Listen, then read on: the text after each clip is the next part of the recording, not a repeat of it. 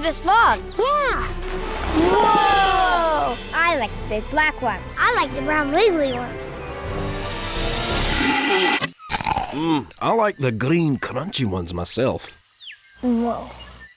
Get out and explore nature. There's surprises everywhere. Go to discovertheforest.org. Anyone up for dessert?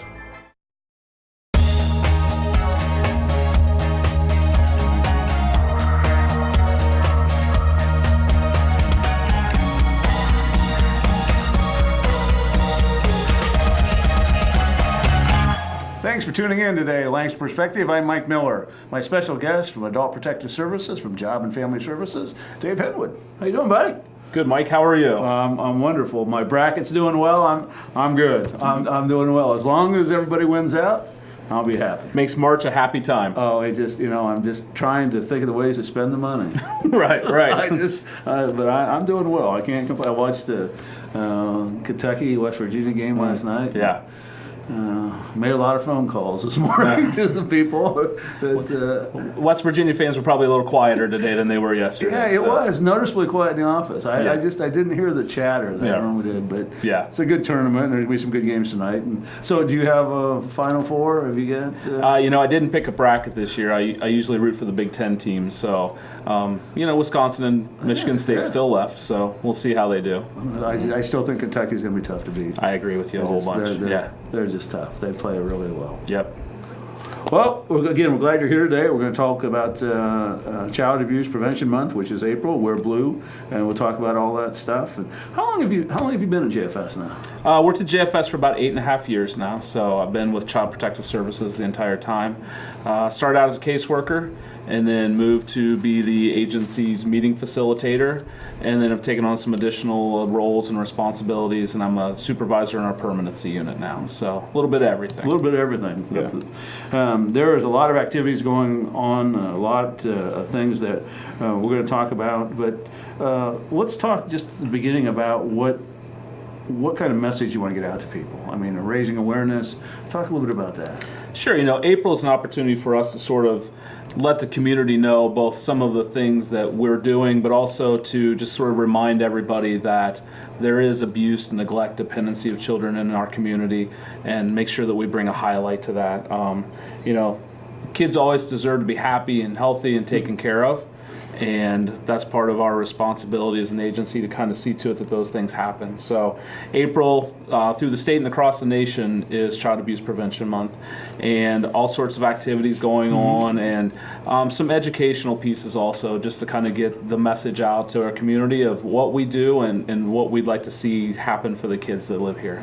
We talk about social media, and I know websites. Talk a little bit about all the things that are available for people to go to and look at. Sure, absolutely. Locally, for us, our website is it's at www.fcjfs.org, and that will take you to the main Fairfield County Job and Family website. You from there can go into the Child Protective Services portion, and there's some information there you can access. We have our own Twitter account now and it's at FCJFS. So if you are one of the people who are on Twitter, you can access some information there. And then we also have our Facebook page, which we've just started this year, and it is, I'll make sure I say it right, it's the Child Abuse Prevention Month Fairfield County JFS page. So if you type that into your search bar, that information will come up. It can kind of keep you up to date with both what we do day to day and some of the events and activities that are happening in April. From a more wide look, I guess, childwelfare.gov and preventchildabuse.org are two websites that folks could access and just kind of look at and see different resources and information both locally and nationally about child abuse prevention. And phone number is 740-652-7887, and we'll make sure we get the crew to put up all those websites and things for us so people can look at that. Excellent. A lot of activities going on, and the first one way to start is a breakfast. We have our kickoff breakfast, which is we've invited some local officials and different representatives to come in. So that will actually fall on what our kind of big deal to kick off the month, which is Wear Blue to Work Day. So we encourage folks across the county to wear blue on April 8th, which is the second Wednesday of the month. And in the past, and we'll do again this year, we always ask that folks send us the pictures of themselves, them and their coworkers. If they work somewhere where they have a group who all wear blue on that day, we like to kind of collect those photographs and we put those up. We kind of use a lot of our social media. We put some on Twitter. We use our website. So if you do have that, you can send that to us at wearblue@fcjfs.org. So that's the email address. You can send it to us. We just like to promote, see what we see out in the community and the folks who are taking part in those things. Now, where's that breakfast going to be? That will be at the Job and Family Services building. Okay. So. We have a special speaker, Emily Dunlop. For the folks who will be attending that day. Emily is someone who works a lot with grief and trauma, and she'll be coming in and talks also about juvenile trafficking, and she is from OSU. Fantastic. That's now. People will ask, and I'll ask you. And why blue? What's the blue? Why people blue? It's just been identified, and that's one of those ones that kind of goes back a long ways. That blue's one of the colors. I think everybody has a color now. We kind of had blue early on, so everybody kind of has. Well, we do this or we do that.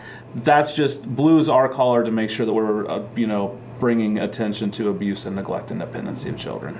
Well, that's fantastic. And that's April 8th from 8:30 to 10:30. It's a kickoff breakfast.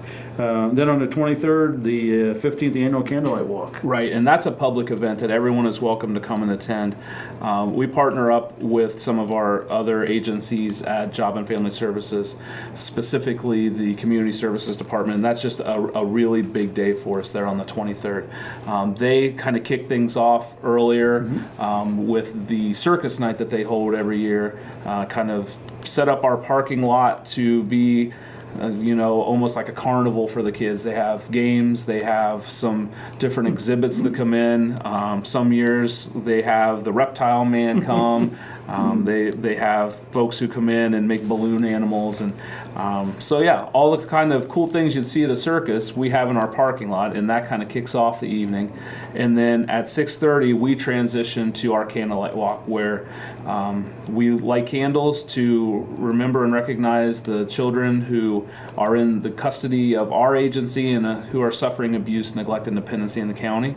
And we walk from the Job and Family Services building up Main Street in Lancaster to the Main Street gazebo, and then we'll have our candlelight walk event there. We'll have some guest speakers who'll be coming in.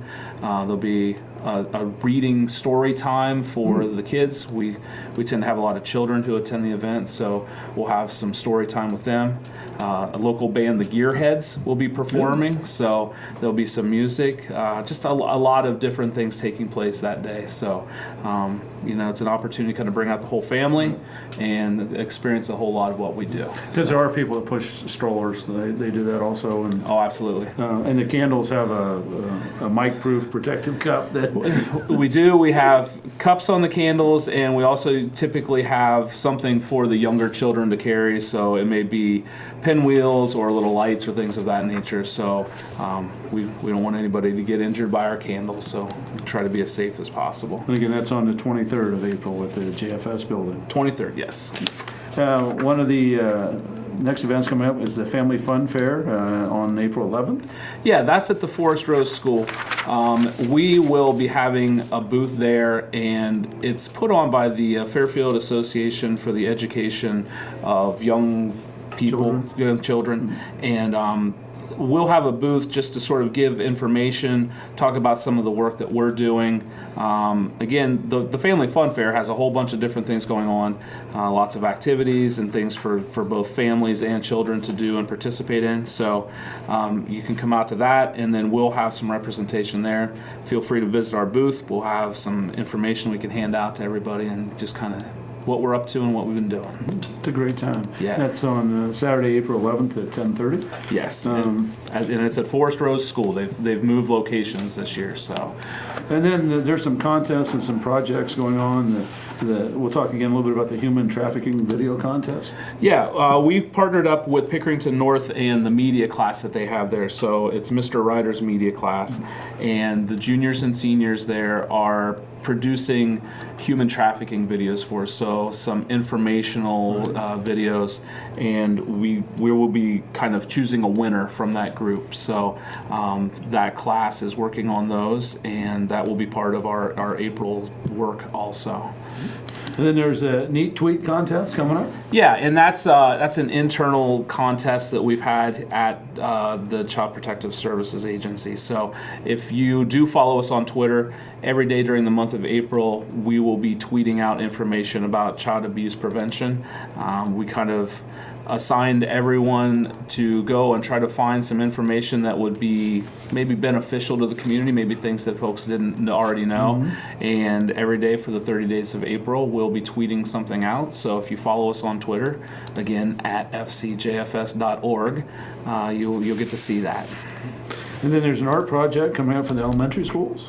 Yeah, and what we asked was that the kids sort of incorporate the blue ribbon. So our blue ribbon into their art projects, and we'll have some online voting when we have those posted, and we'll be using both Facebook and the JFS website. So we have 3 different schools that participated, and make sure I get them right. The Fairfield Christian Academy, St. Mary's, and then West Elementary School were the 3 schools who will be submitting entries, and we will have one winner from each of those 3 schools who are chosen. So, and again, online voting, so that will be opportunity for kind of everybody in the public to see what we have going on. And the art teachers at Fairfield Christian Academy, Bobby McKinnon, St. Mary's, Nancy Fox, and West Elementary is Barb White. Correct. So they'll be taking care of that. I think some of those are a lot of the activities, and we'll try to run through them again at the end of the show. But one question that always comes to mind, and I even growing up, I just didn't even hear about it, human trafficking. And people sometimes, what is that? What does that mean? And let's talk a little bit about that, and maybe how, when did you first get involved with it, or how did, just... It's something that we haven't necessarily talked about on an ongoing basis, but kind of something that happens, and I don't know that people even realize it happens. So the easiest way to explain it is it's much like slavery, where someone is kind of being moved against their will and forced into situations against their will. Often these are younger people that this is happening with. Often it's young females who, for whatever reason, are being almost sold, basically, from person to person. So if you look at it in the state of Ohio, the most common age for this to happen is a 13-year-old. So if that kind of tells you the age range we're looking at. And kind of what can make it confusing sometimes is it may be a situation that initially that person may have agreed to be part of. So sometimes it may be a runaway or someone who's having issues at home or whatever it may be, and they may get with someone who convinces them to come along with them, and the next thing they know, they're kind of wrapped up in it. And sometimes it may be for sexual reasons. Sometimes it may just be that they're being, sold from person to person. So, you see on TV sometimes when you see young people who are missing, or you see Amber Alerts and things of that nature. This is kind of the situation you hope that they're not getting to. So, and like I said, it's not something that gets spoken of a lot, but it's certainly something that we've tried to bring some extra focus to this year, just because there is, sort of a lack of conversation, I guess, about it. Is it something people just shout, they don't want to talk about it? I think it's partially that. Partially it's, just sometimes it's hard to figure out for sure what has happened. When those young people are located, they may not have even realized what was going on kind of behind the scenes and how they got from place to place. So, and They just know they were with certain people at certain times and things like that. So I think that probably more than anything kind of keeps it out of the news and out of the spotlight as much as some other things we may see. A couple statistics in 2014, 181 potential victims, 147 were female, 34 were male, 4 were 12 and under. That amazes me. Yeah. 12 and under. 12 that were between 14 and 15, 23 between 16 and 17 years of age, 85 investigations. They had 98 arrests. And then 17, there were criminal convictions. And that's just in Ohio. Right, I mean, just in Ohio. One thing that we have often heard is that this probably goes on much more than the statistics will tell us, and that because there are so many ports in Ohio, both land and sea, that there's rich opportunity for this to happen. Ship, plane, train, car. Ohio is sort of a central hub of the country for transportation, both through Lake Erie, through the Ohio River, and through 3 fairly large metropolitan areas in Cleveland, Cincinnati, and Columbus, as well as Toledo. So there's a lot of opportunity for this to happen. It's something that we hope folks are on alert of and about. One of the, and we should point out, Christy Burry is the Director of Child Protective Services at Job and Family Services. Annual budget of $7 million, and 65% comes from local funding, and 35% comes from state and federal funding. But it's still, there's only 70 employees. Talk a little bit about the department and maybe break down some of what responsibilities are. Okay, and we have, we break it out at a couple different departments inside of Protective Services. So we have our intake unit, which is the folks who go out and kind of do the initial investigations. And I want to point out, that's at any time. I mean, a lot of people work 7 to 4. They get called at 2 o'clock in the morning, whenever it is. So. Right. We are a 24-hour, 7-day-a-week, 365-day of the year organization. So, and inside our intake department, we have 2 different tracks that cases take. Our traditional, which is kind of the person who goes out and, does a straight investigation, and then we also have our differential response, who kind of work a case from start to finish. And it's kind of a growing trend in the state of Ohio. It's something that in the past few years the state's really kind of promoted the initiative. And those folks go out, and our differential response unit really tries to identify needs of a family and what we can work to help get put in place so that family can be successful, and so that they don't have long-term involvement and engagement with our agency, and so that when we are completed with them, there's a lower chance of them coming and seeing us again. Always, we're talking about the intake unit. People, for the lack of better words, say, I don't want to get involved. I'm not going to call. Sure. It's the wrong thing to do, right? Absolutely. Okay. Absolutely. Calls can be anonymous. I think that's one of the maybe questions that people have out there. We do not divulge that information, even if you were to leave your name. So if you called with a concern, we don't tell the people who we would have to go out and investigate, if that's where we ended up at, who made that call. And it's always important that if you have a concern, call and let us know. If you're kind of on the fence and you're not sure about it, let us know, and we have staff who's trained to decide whether or not we should go out. Another thing that we often encourage folks is, you don't know, maybe we have had other concerns in the past, or maybe we're trying to figure out and you have information that we've never gotten before. So a strong assumption to make, though, is if you're not calling, maybe no one's calling. So you may be the only person who's able to give us a call and help out a child or children or a family. And in 2014, there were over 4,600 calls made. Correct. There's already been about 800 through the end of February this year. Right. Just a lot of, as we look at, we're talking about different departments within JFS intake, and we can talk about at stats as we go through, but talk a little bit about some of the other departments and what they're seeing. What's actually going on there? Okay. From I guess maybe to take a step back, the cases get to our intake department initially from our screeners. So we have a screening unit whose job it is specifically to take those telephone calls and to talk with folks who would be calling us with some sort of concern about abuse, neglect, or dependency. So they're the sort of first line. When you call us, they're the people that you get a chance to talk to, and they're specifically trained to take those calls and kind of process the information coming in. And they'll ask several questions of you when you call, just because they want to gather as much information as possible so we can make the best assessment of what's happening with a family. So from there, it does go to intake. There are times that cases need to continue on after intake has done their investigation.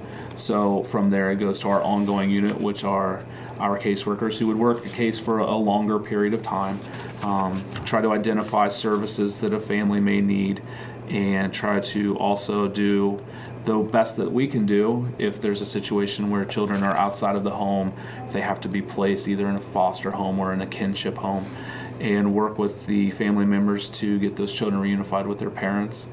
So that is for the cases that go to the ongoing unit.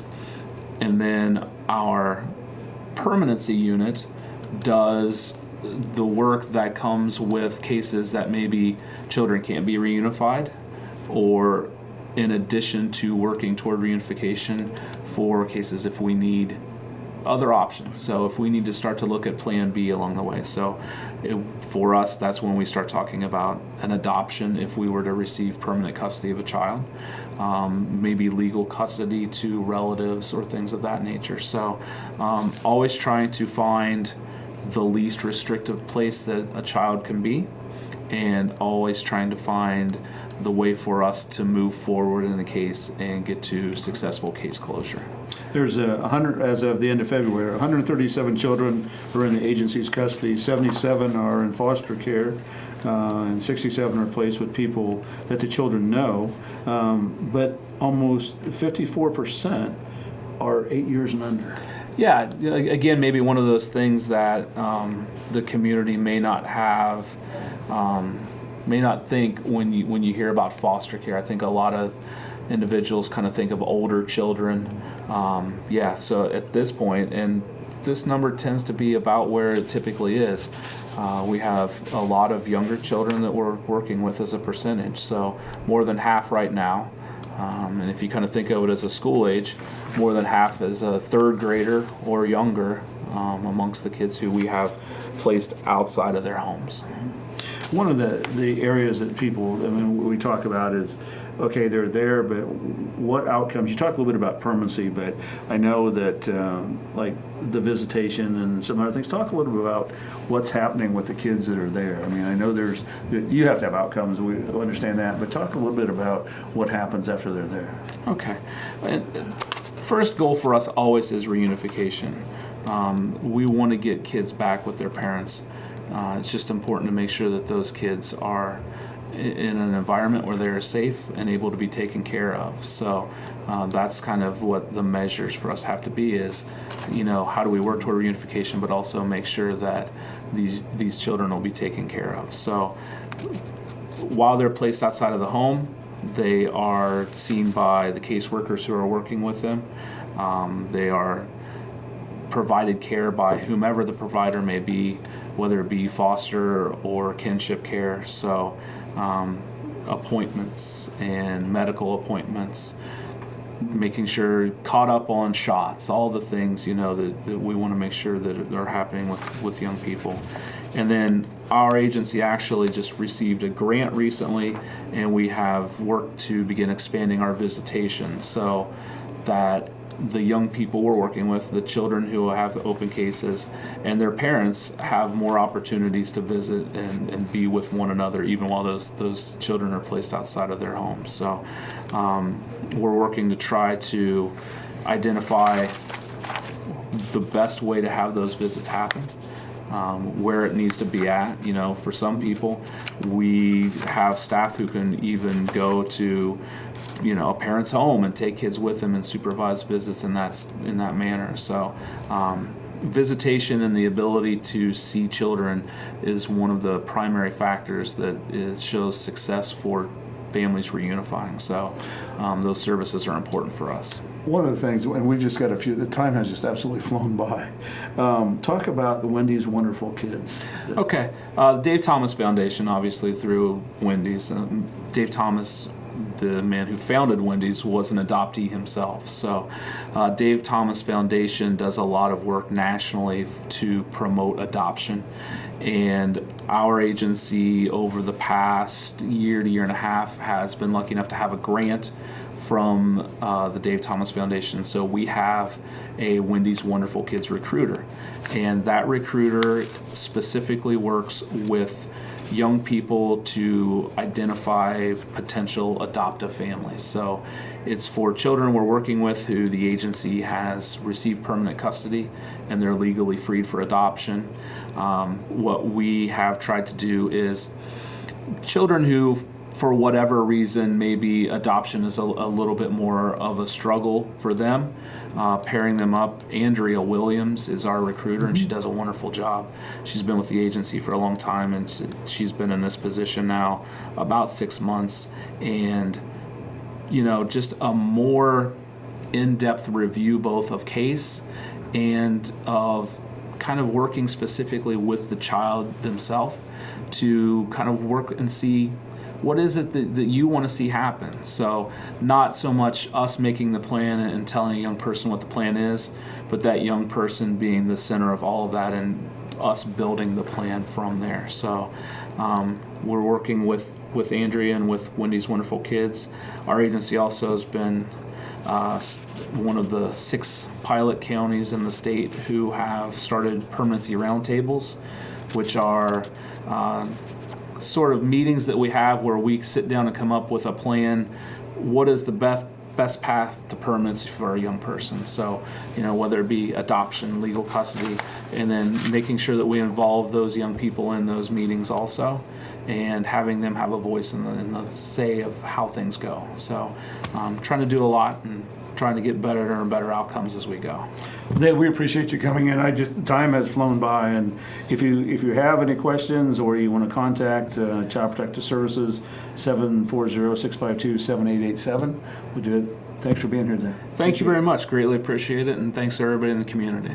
Thanks for tuning in to this edition of Lancaster Perspective. I'm Mike Miller. Remember, until we meet again, let's make a difference.